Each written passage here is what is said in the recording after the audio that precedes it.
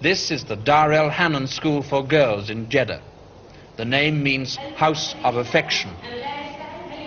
These are almost certainly the first ever pictures taken in Saudi Arabia of young Saudi women unveiled.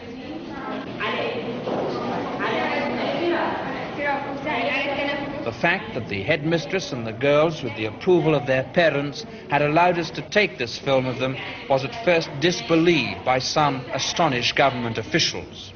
Some people expressed fears that there would be big trouble, perhaps even a riot, if word of what we'd done reached the ears of the religious leaders and some of the less enlightened parents.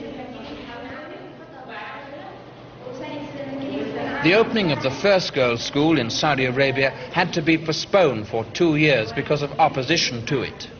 Then, when it was opened 5 years ago, the government had to send in troops and police to keep it open. Protesting parents wrecked the school and beat up teachers. At another girls' school in Saudi Arabia today, the only man at the school is a priest, and he's allowed in only because he's blind.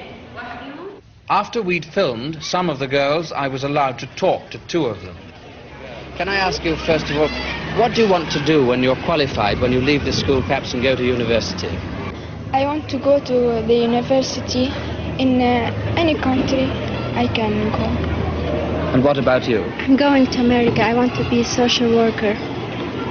When you're qualified, do you want to come back to Saudi Arabia? Of course, yes. How do you feel about talking to us without your veil? Do you prefer to be seen with a veil or without one?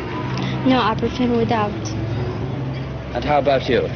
I prefer without it. Why do you think you've been made to wear a veil? It is Islam custom. It's a traditions of our country, but I prefer without it.